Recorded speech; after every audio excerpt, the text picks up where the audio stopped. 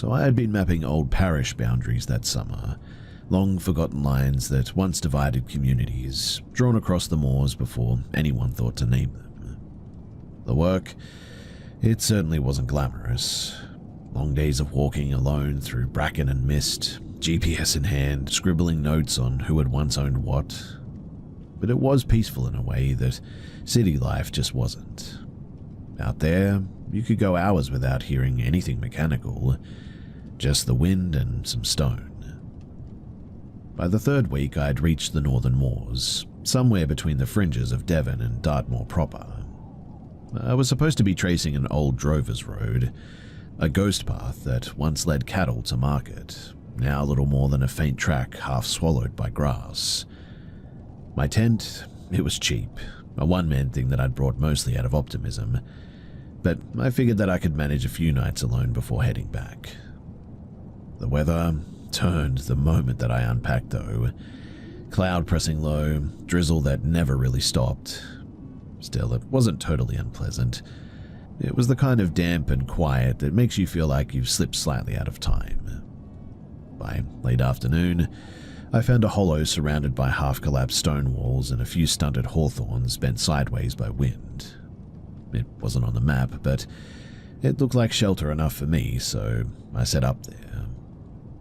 As I wandered around before dusk, I noticed something curious. A single upright stone standing near the tree line, maybe 4 feet high, weathered smooth, and at its base were the oddest little offerings. Coins blackened with age, bits of ribbon, even a child's hair clip rusted shut. I had seen things like that before, especially near circles or old crosses, but there was nothing like that nearby, just that lone stone, leaning slightly toward the valley. I took a few photos, marked the coordinates, and tried not to think too much about it. I mean, superstition was definitely not my field. Anyway, the night came down quick and heavy that night. I ate, read for a while by torchlight, then settled in. I was listening to the sound of the drizzle against the tent. It was steady and close, and I must have drifted off for maybe about an hour when something changed. Not the rain and not the wind, but there was something like a pattern beneath it. That's when I realized that what I was hearing was footsteps. They were slow, deliberate, not the uneven pattern of an animal, but a careful tread, as though whoever it was didn't want to wake me. My ears filled with the thudding of my own pulse, and I laid still, listening. Then, against every better instinct, I turned off my torch and I waited. The steps, they moved around the far edge of the old wall. There was like a crunch and then a pause and then a crunch again. I could picture someone circling just beyond sight, and my mind offered explanations. A lost hiker, a farmer checking stock. But each explanation felt thin and misplaced. Whoever it was, or whatever it was, wasn't using a light too, which meant that they didn't need one. After maybe a minute, the sound stopped. I counted to 30, then another 30, and then nothing. I realized then too that my mouth was dry, so finally I unzipped the tent just enough to poke my head out, torch clutched tight. The beam cut across the clearing, trembling slightly in my hand. Trees, grass, the outline of the wall, my breath fogging in the air, and then something pale. At the far side of the hollow stood what looked like a horse, maybe, or at least it looked like one. It faced me head-on, unmoving. The coat was grey, not dappled or white, but flat, like unshaped paper almost. Even from across the clearing, it seemed way too tall, its head level with the lowest branches that I could see. Weirdly, too, it didn't blink and didn't breathe. Its mane sort of hung straight down, motionless despite the breeze, and upon seeing it, I instantly froze. Something primal in me wanted to drop the light and just hide.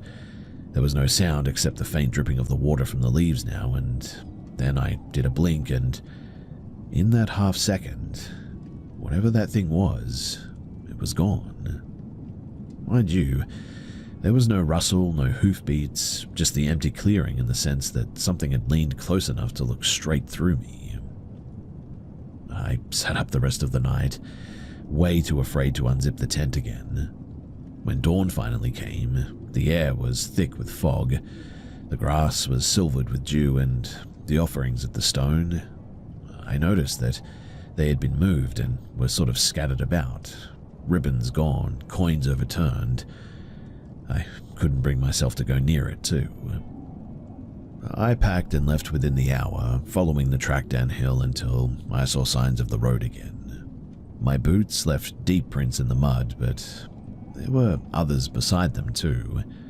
Sort of long, narrow impressions spaced a little bit like hoof marks, running parallel to mine for, I would guess, maybe nearly half a mile before just veering off, and I didn't follow them. When I got back to town, I did mention this to a local archivist, sort of half laughing at myself, not taking it seriously. But she frowned when I described the stone, said that it sounded like an old mayor post, apparently a marker where travelers left tokens to keep things at bay from following them home. Apparently, there were stories about this thing too, that on certain nights when fog rolled in from the coast, that something like a mare would rise from the marshes and wander the old tracks looking for those who forgot to leave their due. I told her in the end that I really didn't believe in any of that superstitious stuff, but I was unsure as to what exactly it was that I saw that night.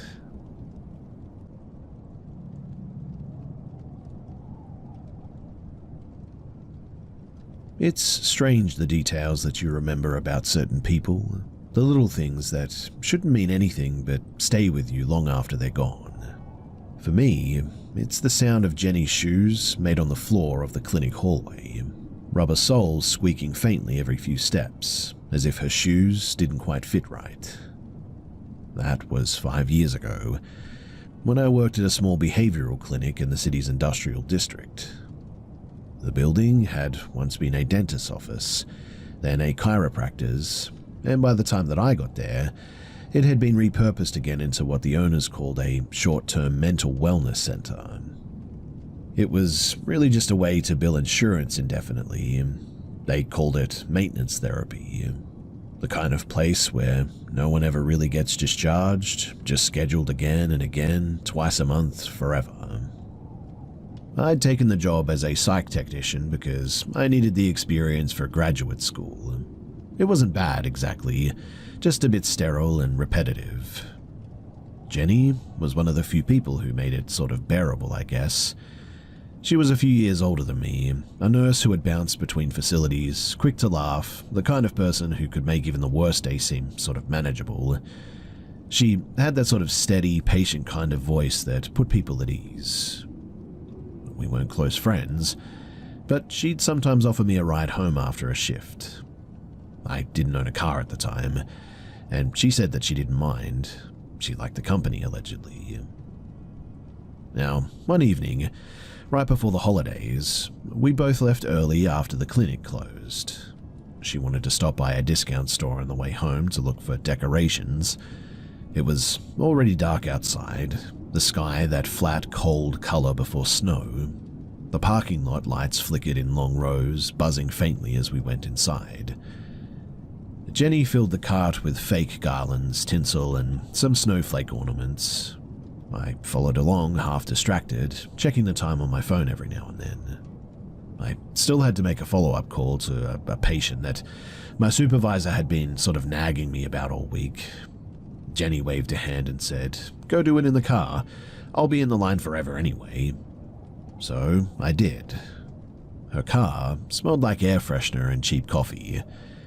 But when I slid into the passenger seat, I noticed how meticulously clean it was. No clutter, no crumbs, nothing personal except for a small crucifix hanging from the mirror and a pair of sunglasses on the dash. I pulled up the call app, the one that we use for patients, and dialed the number. The call connected, and I started with the usual script. Halfway through, though, I realized that I didn't have a notepad to record my session notes.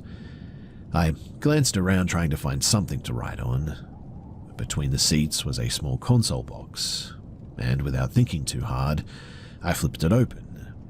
Inside were a few pens, an old receipt, and a small brown notebook, the kind that you would buy in bulk.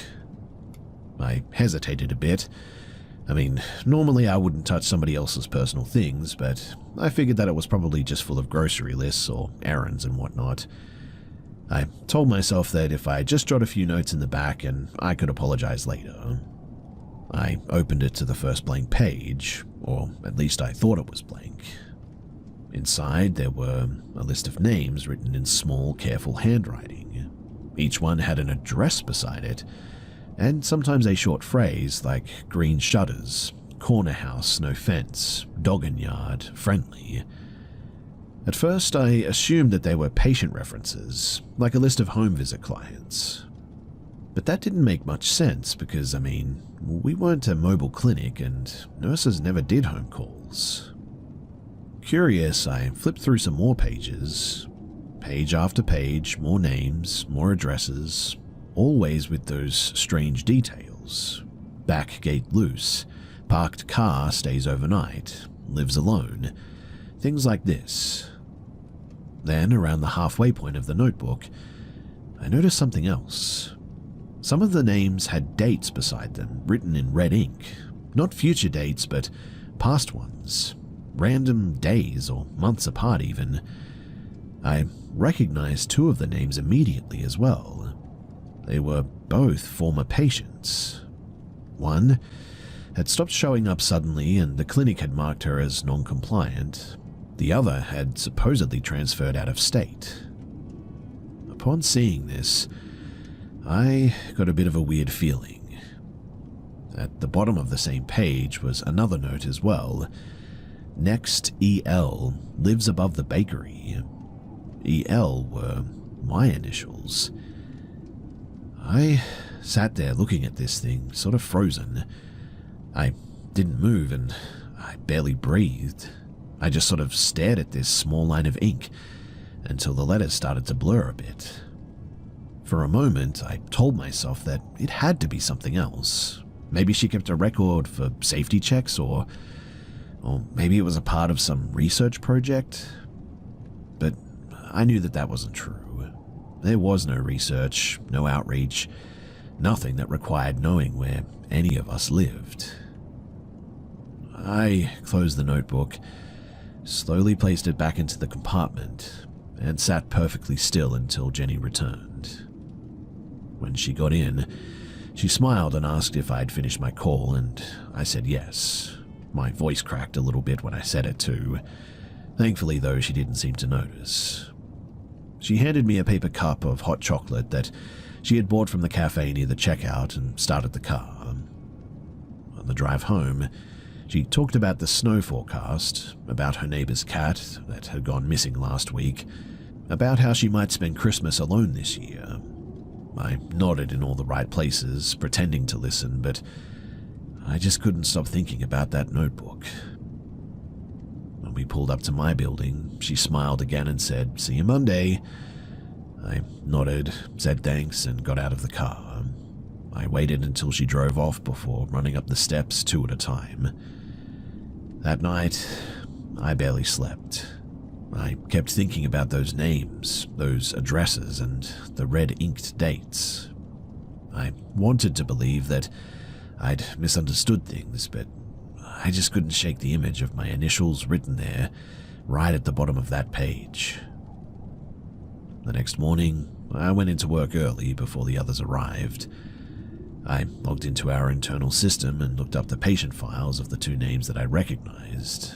Both accounts had been flagged incomplete. No follow-up, no discharge, just ended. No one ever talked about them again either. And well, a few weeks later, Jenny suddenly stopped showing up to work. The supervisor said that she had quit suddenly, left no notice, no forwarding address or anything. Her employee email went dead that same afternoon as well. The clinic replaced her within the month, and nobody really seemed particularly surprised by it. I mean, people come and go all the time here, someone said. But, I don't know. I've moved apartments the same winter that she left, and I changed my phone number a few months later as well. But still, every single December since then, I cannot stop thinking about that notebook.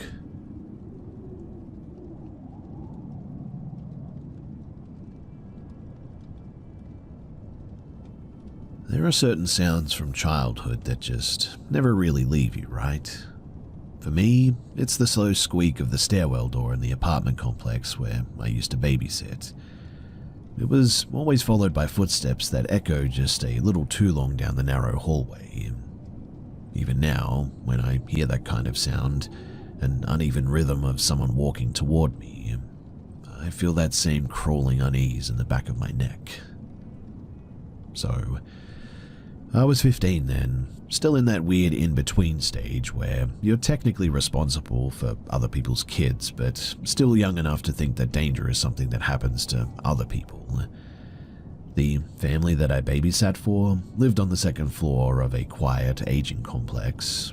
One of those places built in the 70s where every apartment looked the same and the walls smelled faintly like carpet cleaner.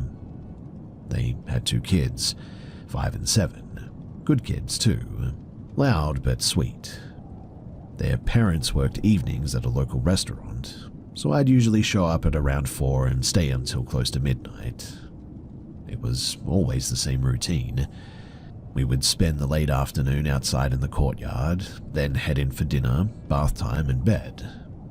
The courtyard was a faded square of cracked pavement surrounded by rusted railings, with a patch of grass in the middle that the maintenance crew never really kept up with. The kids liked to ride their bikes in loops around the parking area. I would sit on the low concrete ledge near the stairs, scrolling through my phone or reading, just sort of keeping an eye on them. That's where I first saw the man, from 3B. He was tall and pale, probably mid-40s, always wearing the same faded windbreaker, no matter the weather, and he had this kind of awkward politeness about him that made it hard to tell if he was harmless or not. The first time he spoke to me, it was sort of just small talk really, asking if the kids were mine, which I thought was kind of funny. I told him that I was just babysitting, and he smiled like that was exactly what he wanted to hear. He asked about school, about where I lived, whether I was on any sports teams or anything. Then, in that same calm and almost clinical tone, he said, "You look like a runner. You've got perfect form in your legs." It didn't register right away. I remember sort of half smiling and shrugging it off, just wanting the conversation to end, really. I told the kids that it was time for lunch, and I steered them inside. And here's where I think I made my first mistake. I didn't lock the door. The apartment was quiet except for the hum of the fridge and the kids arguing over which color plate that they wanted, and I just sort of sat down with them at the table when the doorknob turned.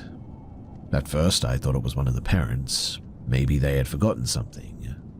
But the door swung open, and it was him, the man from 3B. He stepped in without hesitation, closing the door behind him and turning the lock with a soft click. I can still hear that sound, like a nail tapping against glass. He smiled, but it wasn't that same polite smile from before. It was smaller, tighter. "I just thought I'd stop by," he said. "Didn't get a chance to really talk earlier." For a second, my brain completely shut off.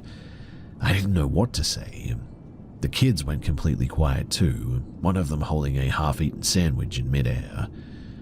Something in me shifted then, though, an instinct that I didn't even know that I had. I forced a laugh, something that I hoped sounded casual. I said that the parents would be back any minute, that they were just upstairs grabbing something. His expression flickered, but he stayed where he was, hands in his jacket pockets. I took a step closer to the door, keeping my voice steady, pretending everything was fine. He then said, "You don't have to lie, I know their schedule." The way that he said it, flat, certain. It made my stomach twist. I don't remember the exact words after that. My voice just came out faster, higher, anything that might convince him to leave. I told him the kids had to take a nap, that the building manager sometimes comes to check on them, and that there were cameras in the hallway. Lies, all of it. But somehow, it worked. He looked at me for a long moment, then sighed, turned, unlocked the door again, and as he stepped out, he said, almost to himself really, "You're smart, that's good." Then he shut the door behind him. The sound of the lock sliding into place when I turned, it felt like oxygen returning to my lungs. I double-checked every latch, pulled the curtains shut, and sat on the couch, literally shaking for a full minute, before calling the kids' parents. But when I saw the time, I sort of hesitated a bit. They would still be working, and I didn't want to cause trouble or get blamed for not locking the door sooner. So in the end, I said nothing. When they got home, I smiled and said that everything was fine, and I just left. I didn't even tell my mum until the next morning, when I guess the fear finally caught up with me. She went completely pale as I told her. She called the family right away, and they called the police. Later that evening, an officer came by our house.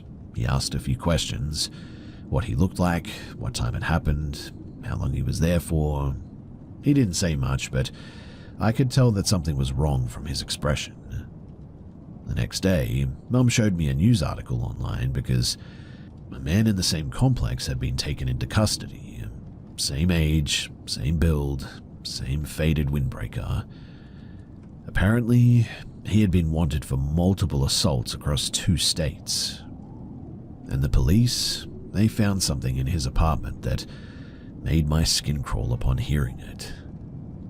According to the report, there were like notebooks or pages and pages of like handwritten names, most of them women and girls from the complex.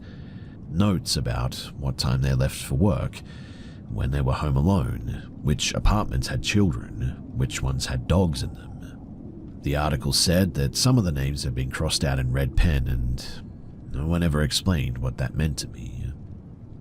I don't remember locking doors before that day really, but these days I check them at least 2 or 3 times even before I sleep. I even keep a chair wedged under the handle when I'm home alone.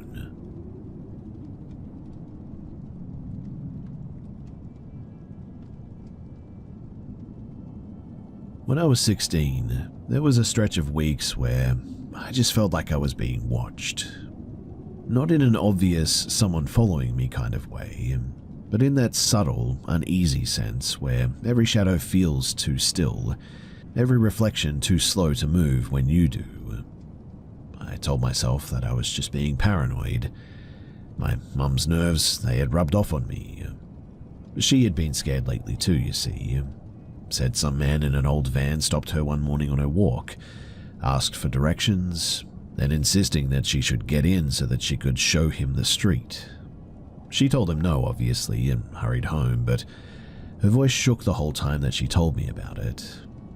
She tried to laugh it off, but I could see that she was pretty rattled. Well, a few days later, I started taking the long route home from school.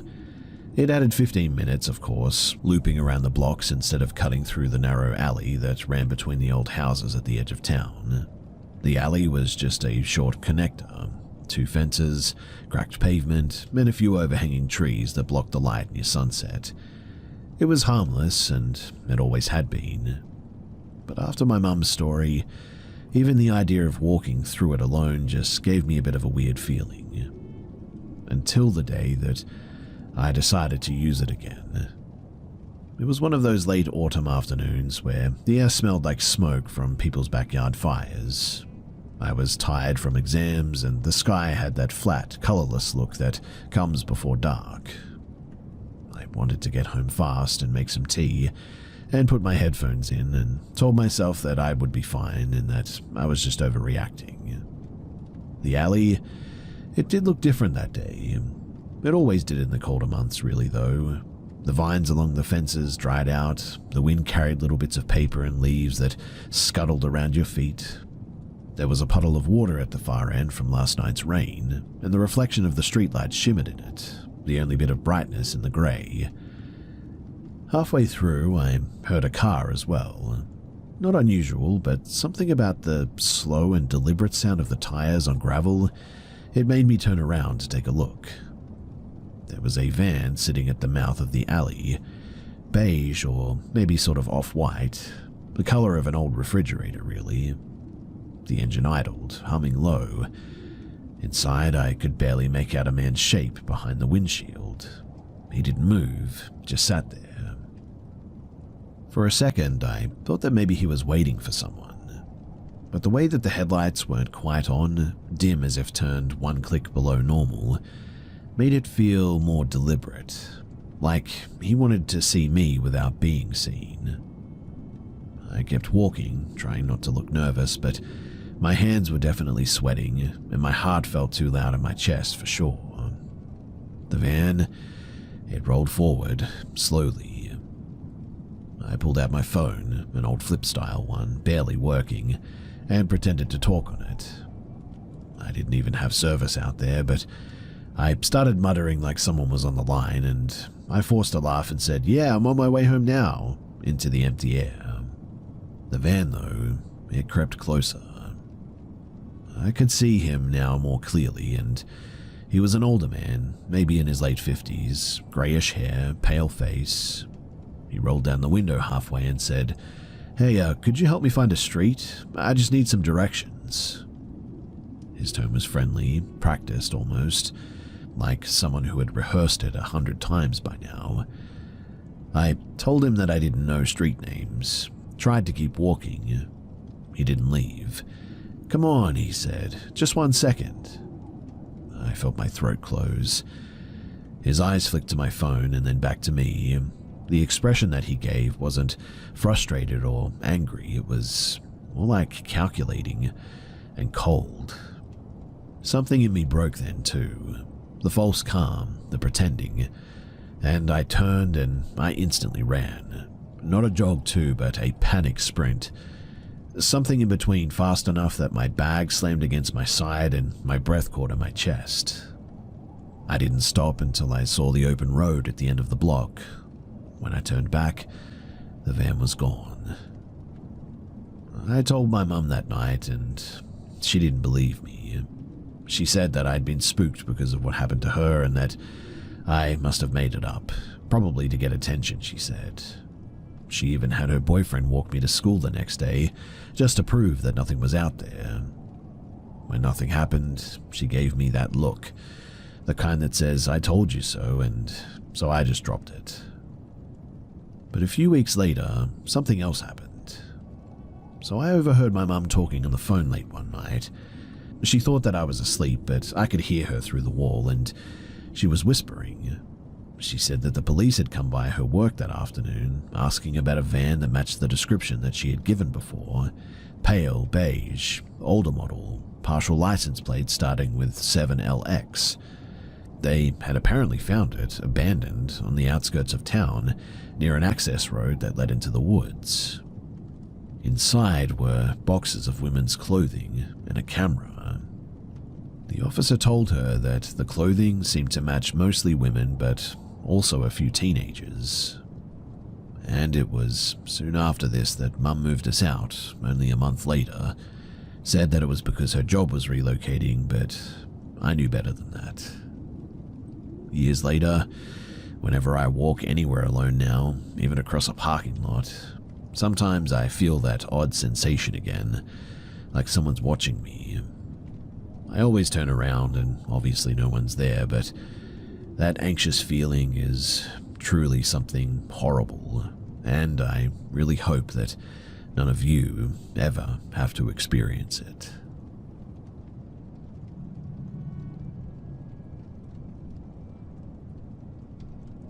So I started walking the park trail near my house a few years ago, mostly to clear my head after work. It wasn't a fancy place by any means. A few soccer fields, a playground, and a long gravel loop that curved behind a wooded ridge before winding back to the parking lot. But it was quiet, and in a small town like mine, quiet was pretty hard to come by. For months, I would walk it nearly every morning before the day got too hot, and sometimes again just before dusk as well, but it became a part of my routine, really. A way to think, to unwind, to feel like I was doing something good for myself. I would see the same joggers, a few dog walkers, even a group of older men who played cards by the pavilion every morning like clockwork. I thought that I knew that park better than anyone, but the last few weeks, something about it had started to feel a bit different. It wasn't anything obvious too, just a bit of a shift. Like, I would catch the faint sound of someone walking behind me, turn and find no one there. Once I could have sworn that I heard whispering, quick and sharp like a radio flicking on for about half a second, just as I passed through the bend behind the hill, that is.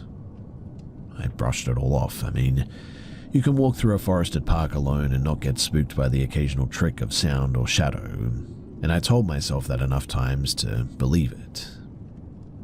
Now, the morning of the event, the air was still a little bit cool. Sunlight was pouring down through the gaps in the trees.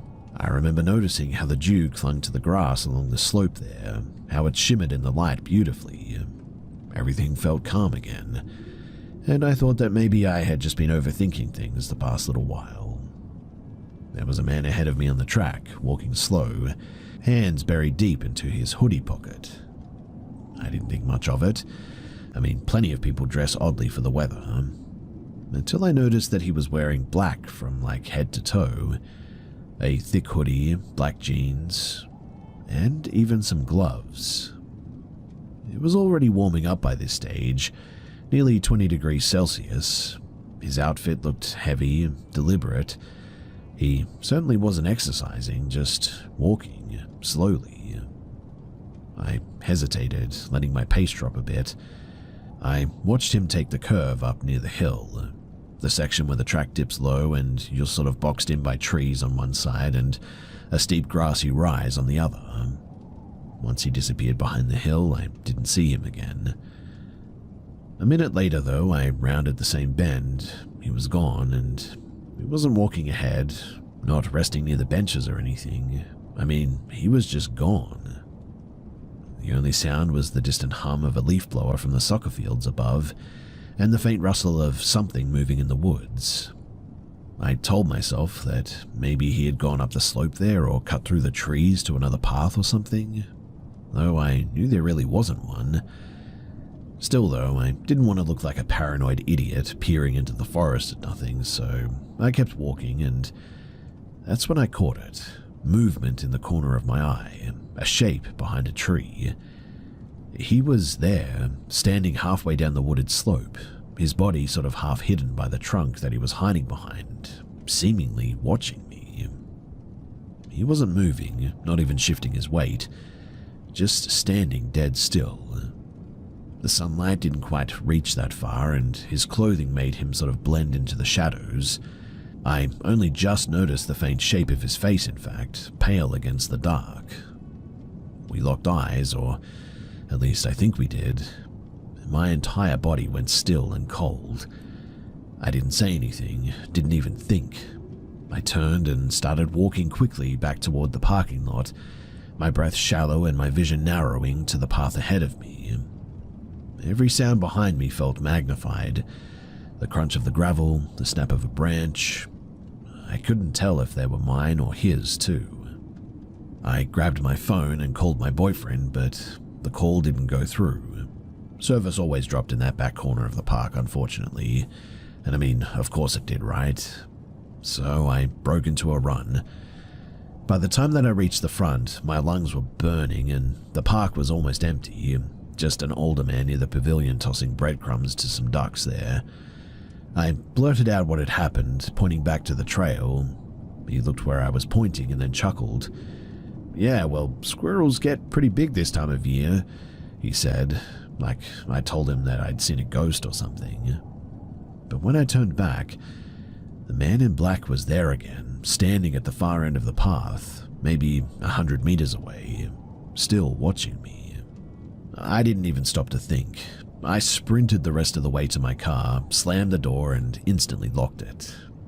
My hands, they were shaking so hard that I dropped the keys twice as I was trying to get in, and I saw a silver sedan pull out from the trees only a minute later, circle the lot slowly, and park 3 paces down from me.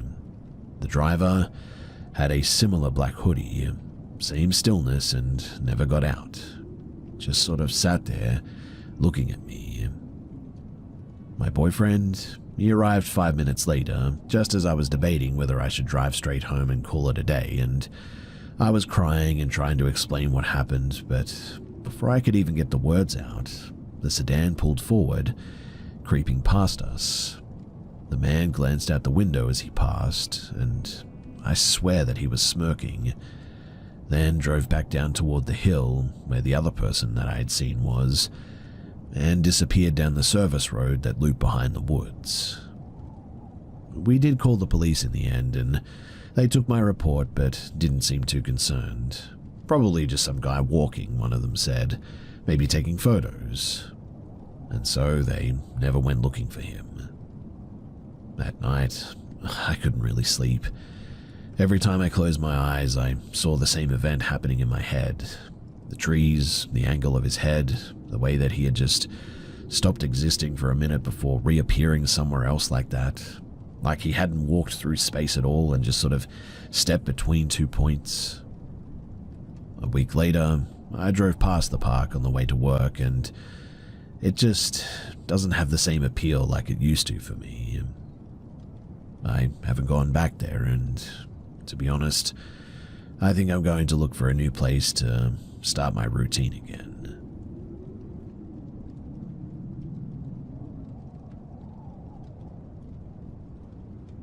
I don't really talk about this often, maybe because every time that I try, I feel like there's a hole in the middle of my mind where the ending should be. It's not that I forgot, but it's more that something took the memory, like pulling a single thread out of a sweater and leaving only the empty weave behind. This happened in the early years after college, when I was still idealistic enough to think that I could fix the world if I just cared hard enough. That's what led me to join a crisis hotline as a volunteer. The training was long, draining, but very meaningful. 8-hour Saturdays spent practicing empathy until it genuinely felt mechanical. But I was young and earnest, and every call mattered. Every voice on the other end was someone trying to stay tethered to life, and I wanted to be that tether. The place had rhythm, a hum of phone lines, quiet tears in the break room, the low murmur of people trying to talk someone back from an edge. It certainly wasn't glamorous, but I did love it. I loved the sense that I was part of something sacred, something helpful. And that's where I met him. His name was Raymond. He was older, maybe late 50s, and one of those people that everyone seemed to know. He'd been with the hotline for years at this stage, the kind of veteran whose name carried weight. A former paramedic, recovering alcoholic, a savior type, as people said. Everyone adored him. He was loud, funny, the first to make you coffee on a rough night. And I trusted him completely. After a few months, he started chatting with me during breaks. Little conversations at first, nothing strange. He told me that he lived once with 2 dogs in the suburbs and that volunteering had kept him alive. When he asked if I could watch his dogs one Friday night while he went to a veterans banquet, I pretty much said yes without a second thought. His house was nicer than I expected too. Neat, quiet, maybe too quiet in fact. He greeted me at the door with 2 friendly labs who bounded toward me like they had known my name forever. Everything also smelled faintly of lemon cleaner and something else as well, like candle wax or something maybe. In any case, he gave me a quick tour, friendly as ever, explaining the dog's routines, and then, just as I thought that he was about to leave, he said, "Come on now, I'll show you the upstairs." I hesitated a bit. "Oh, I don't really need to..." It'll just take a second, he said. It's easier to see where things are if the smoke alarms go off or something. So I followed him. The upstairs hallway was dim, carpeted in dark green. His bedroom door was half open. Inside, soft light flickering, candles, a half a dozen at least. The air smelled thick, sweet, and he stepped in and said, "This is where I crash after long shifts," smiling in a way that didn't reach his eyes. His bed, it certainly dominated the room, huge and low, covered in black and burgundy sheets. The curtains were drawn tight, even though it was still daylight outside. He sat on the edge of the bed, gesturing for me to come closer. "You ever get lonely doing this work?" I laughed, nervous, light, hoping that it would diffuse whatever was happening here. Yeah, sure, sometimes." "Yeah," he said quietly. "Me too." Then he leaned forward a little, still smiling, but there was something off about it. Something unrecognizable flickering beneath the charm. I backed up a bit, muttering something about checking on the dogs. He stared at me for a second, then said flatly, "You should go if you're uncomfortable." I thought that he meant go downstairs, but the way that he said it, cold, measured, made my skin crawl. He left soon afterward, muttering something about picking up his uniform from the cleaners. The house was silent again. Well, except for the clicking of the dog nails on the tiles. That's when things started to blur a little bit for me. It was around 8 o'clock. I must have decided to head home, and I walked to the front door and reached for the lock. Only there wasn't a key, and it was not on the table, not by the door, not on any hook, and I checked my bag, my pockets, but there was nothing. I called him. He picked up immediately. "Hey, Raymond, I think you forgot to leave me a key." There was a pause, then a cheerful, that's right. I locked the outside deadbolt. You can get out through the garage, though. All you have to do is just hit the button. It'll close on its own." I didn't like how calm his voice sounded, but I laughed awkwardly and said, "Okay, thanks," trying not to sound uneasy. I opened the garage door and stepped out with the dogs, hit the button to close it behind me, and it rose right back up again. It was a motion sensor, which meant that it wouldn't shut. I remember standing there, sort of watching the door stutter halfway down before reversing over and over again. The dogs started whining and circling me, and I felt suddenly like an ache building in my throat, the kind that comes before tears, and when I called him again, he didn't answer. And that is where my memory ends.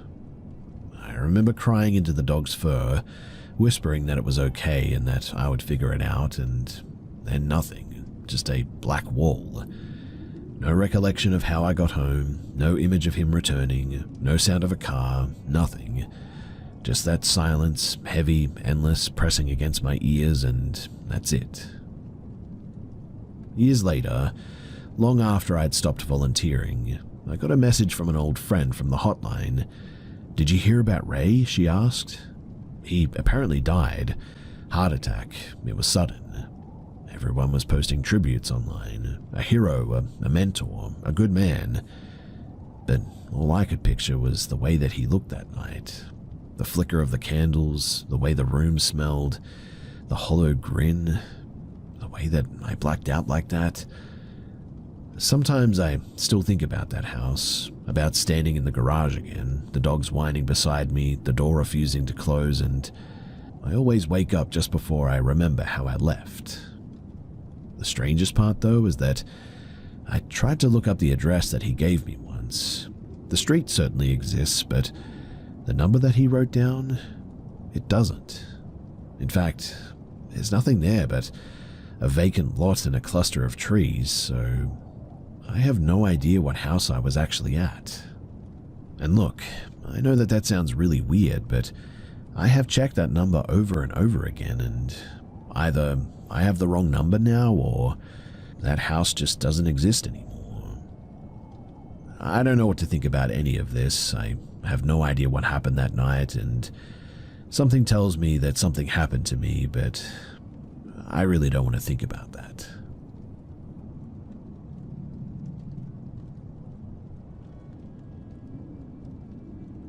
When I met Owen, he was the kind of man who lived his life in definitions, an engineer, the sort who believed that everything had an equation buried beneath it. He didn't read any horror novels or care for anything that he couldn't measure. And yet, he was the one who told me the two stories that I've never been able to shake. He didn't tell them for effect either. He told them like a man describing a set of errors in a machine. Things that just shouldn't have happened, but did. The first story was about his aunt and uncle, who had bought a Grand Georgian house in Wiltshire. It was a showpiece, really. Stone columns, high ceilings, a dining room large enough to hold a small orchestra, but they were the kind of people who hosted dinners with way too much cutlery and champagne that just never ran out. For the first few months, everything went as expected. But then came the odd little shifts, as he put it. The dining room chandelier would be swaying slightly when they came downstairs in the morning. Lights would switch themselves on in empty rooms. Once, they found a single place setting laid out on the table, perfectly arranged, though neither of them remembered doing it. They laughed it off, obviously. Old wiring, settling timbers, tricks of memory, stuff like that. One afternoon, though, Owen's aunt went jogging through the park that bordered the estate. It was one of those rare English days when the light makes everything seem older, like an old photograph developing in reverse. She noticed a woman sitting on the same bench that she had seen a few times before, small, pale, wrapped in a heavy wool coat despite the warmth. They nodded politely, and this time they spoke. The woman, she asked where she lived. When Owen's aunt told her, the woman's face changed. Her lips thinned, and she said, "Oh," quietly, "that house."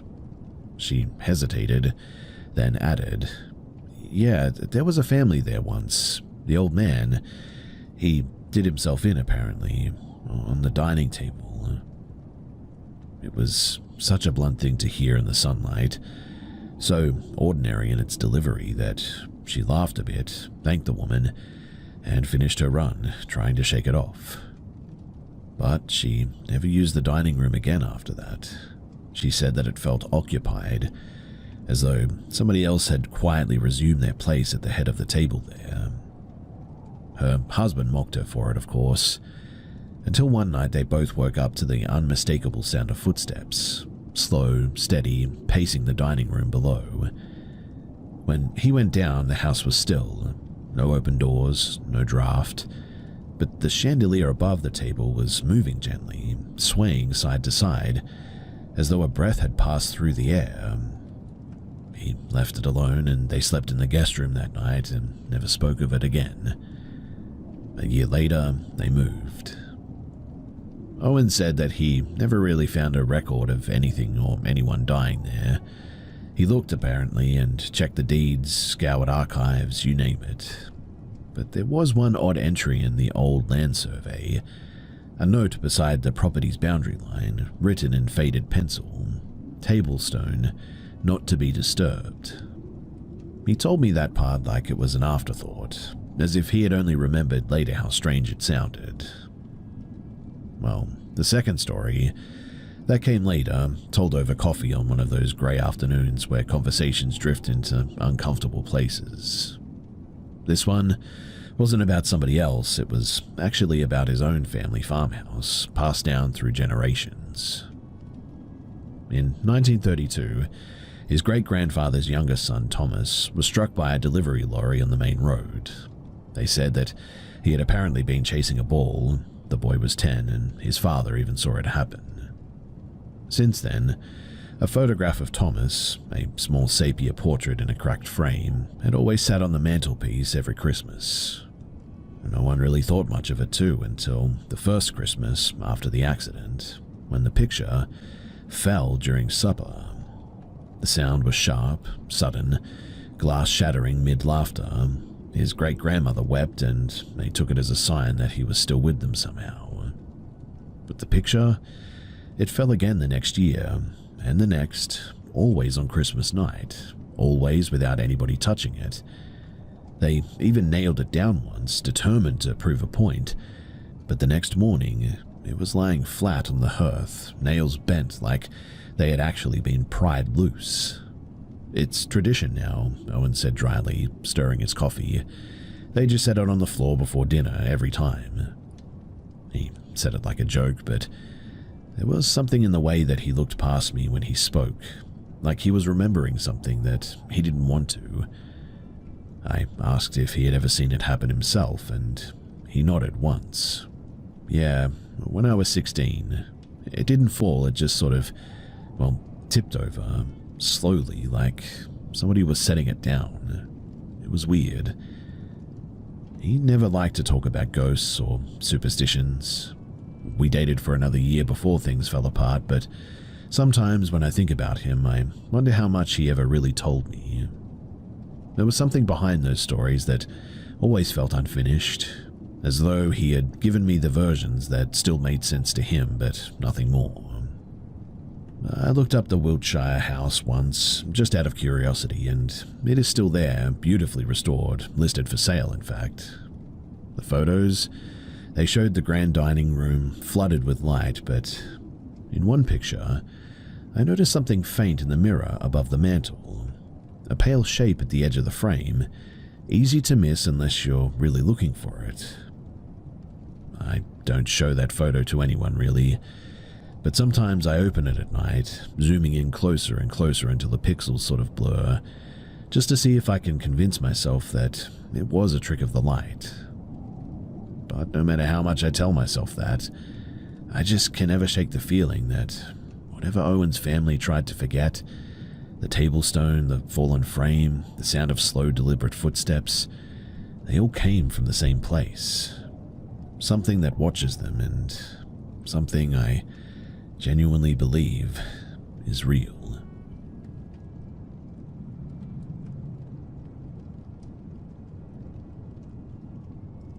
When we landed in England that November, the location felt older than anything that I'd ever known. Cold, deliberate, and just unending. We weren't supposed to stay in London that night.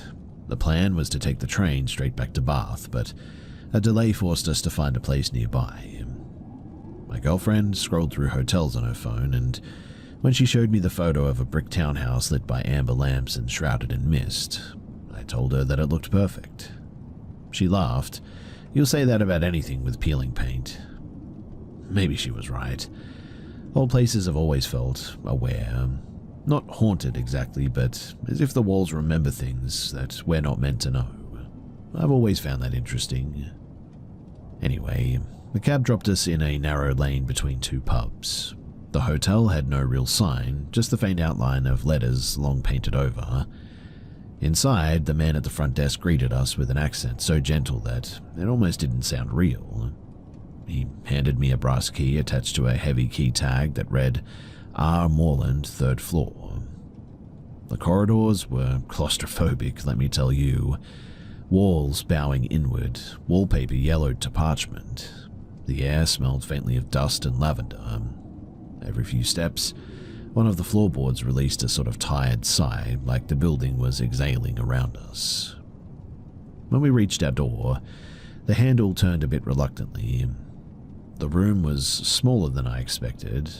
Rich wooden panels, a fireplace with soot still in the grate, a canopy bed dressed in crimson velvet. A single portrait hung crookedly on the far wall.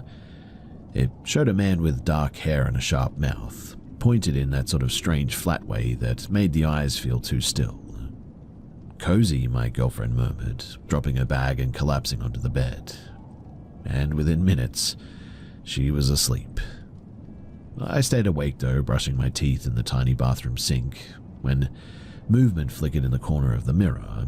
Not fast, but just enough to make me glance back into the room. There was someone standing by the bed. At first I thought I was looking at a reflection, mine in fact, maybe distorted by the glass, but this man was taller, broader, and he wasn't moving like a reflection would. He was facing my girlfriend, leaning forward slightly as though studying her.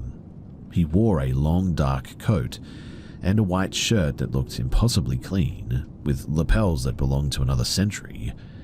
His hair was wavy, the kind of style that you only see in paintings. I sort of stood there, toothbrush hanging from my mouth. He wasn't translucent, mind you. There was no cinematic glow or anything like that. He looked like a regular person, solid and alive. And yet there was something deeply off about him, like a person performing the idea of being human. When I finally stepped toward him, my legs trembling, he didn't react. He didn't even seem to breathe.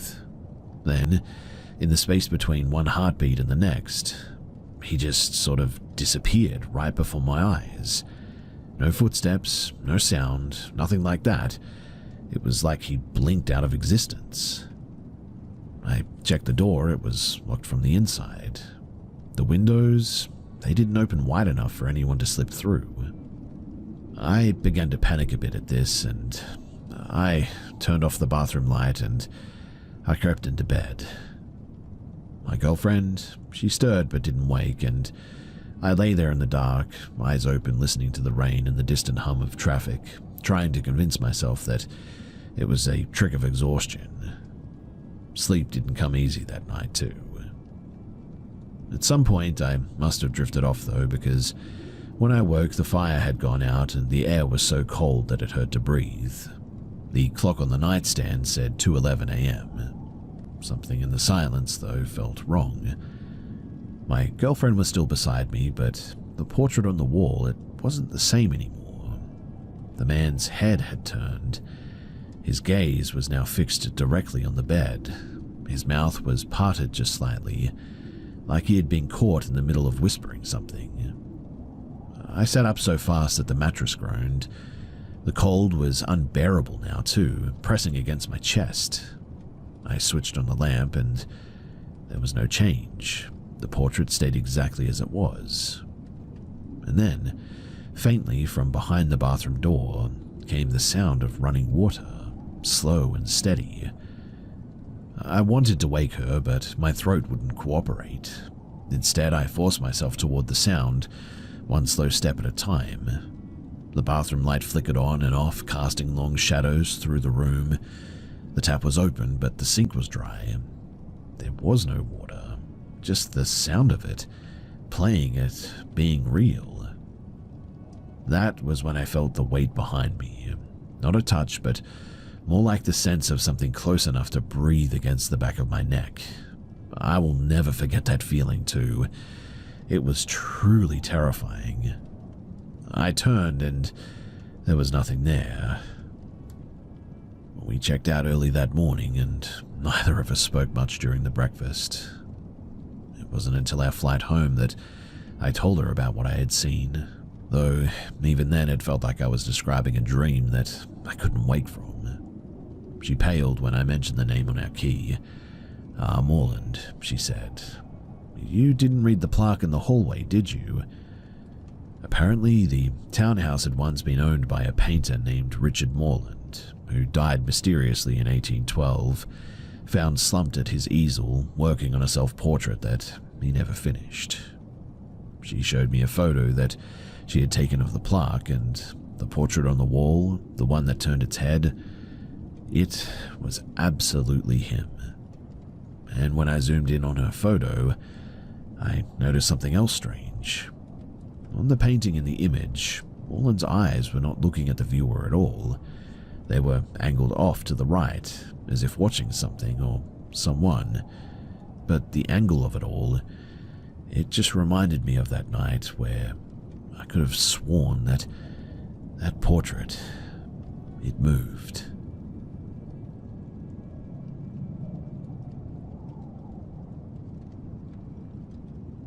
When we first saw the house, it really didn't look like much. A sagging fence, a half-dead maple in the front yard, windows the color of nicotine. But the land was quiet, that heavy suburban quiet that feels like the world stops breathing after 10 p.m. But the land, it was quiet. We moved in during winter, and for the first few weeks everything had that sterile sort of new routine calm to it. boxes stacked against the walls, the air faintly smelling of old carpet and plaster dust. My wife loved it, in fact, and said that it felt like a house that just needed to be lived in again. Our son took to it even faster than her. 3 years old, full of nonsense songs and toy cars. The kind of kid who names shadows and laughs at the empty corners of rooms. Yeah, a little bit creepy, but he's ours. It started small.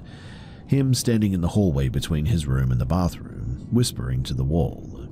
At first, I figured it was an imaginary friend thing again. Normal, right? Kids do that. He'd pause sometimes, tilt his head, nod as if listening, and then answer back with a tiny but serious okay. The strange part, though, was how fixed it was. Always the same patch of wall, about shoulder height for me, just below the thermostat, and he never changed spots, never faced another way or anything. When my wife asked who he was talking to, he didn't hesitate. The quiet man, he said. She laughed it off, said that it was probably something that he overheard from TV. I wanted to believe that too, but then came the sound. It was late, maybe 2 in the morning, when I got up for water and passed that stretch of the hallway. The house was dead still, except for this faint sort of humming sound. Not electrical and not the fridge or the vents or anything. In fact, it was sort of tuneless, low, like someone murmuring behind drywall. I thought at first that it was probably the pipes, but when I pressed my ear to the wall, the sound got sort of clearer. It wasn't mechanical, it sounded a lot like breathing. I stood there for a long time just listening, the hum rising and falling. The next morning I pulled everything apart, checked the attic, the crawl space, the studs in the wall. There was nothing. No pipes, no wiring, no speakers, no way anything could be inside of it. When I mentioned it to my wife too, she sort of frowned and said that maybe the house was settling. She didn't hear it herself, and so she brushed it off, but 2 nights later, our son came into our room around dawn. He looked wide awake but calm, sort of like kids get when they're relaying something simple. The quiet man said that you can hear him now, he told me. Then he smiled like it was a good thing. I didn't go back to sleep after that. Over the next few days, odd things kept happening too. The hallway light would flicker just once when I walked past it. Never when my wife did, though. Toys that we had put away in his room would turn up sitting perfectly in the same spot by that wall, as if arranged and not dropped. Once, when I came home from work, the thermostat was running hot, 30 degrees, and I asked my wife if she had changed it, and she said no, she'd been out all day. Later that night, I stood in the dark hallway again, hand on the warm plaster, and whispered, "Who are you?" The hum, it stopped, and for the first time in weeks, the air was silent suddenly. Then, faintly, there were 3 slow knocks from inside of the wall. I yanked my hand back, and there was nothing after that. No noise, no hum, just the quiet house breathing around me again. Well, last weekend we finally decided to call someone to come and check the wall. A contractor came by, tapping the plaster with a little hammer that he had, marking spots with chalk. He said that everything looked sound. No rot, no pests, no hollow cavities or anything like that. But when he got to this section by the bathroom door, he stopped, knocked once, tilted his head. "That's strange," he said. "There's something behind here. Feels like an old cavity maybe, or maybe a closed-off alcove." He went to get his saw. My wife was already shaking her head. She did not want to see whatever was in there. When he came back, the spot that he had marked, the one that he swore was hollow, suddenly sounded solid again, like something had shifted inside of the wall. He left confused and told us that if we ever needed more work done, that he would be available, but that he couldn't really find anything that was wrong. That night, my son wouldn't sleep in his room too. He stood in the hall staring at the wall again, but not speaking this time, just standing there listening, I think. I asked what he was doing and what he was waiting for when I found him there. He didn't look away when he answered too, and he said, "The man is moving to the other wall now." Well, we're staying with my brother for a while now, and I told my wife that I just needed to let the house settle, but the truth is that I can still hear that hum when the house goes quiet, and it's really starting to bother me. Sometimes when my son draws, he fills the paper with a rectangle shape too. No windows, no door, and just a wall. And inside of that wall, he always colors a small oval grey sort of smudge, like the outline of something, but I can't make out what it is. And I guess that's why I'm here too. I have no idea what any of this is, and if any of you guys have any explanation or some advice as to what this might be, how I might get rid of it, paranormal or otherwise, then I would love to hear from you. Thanks.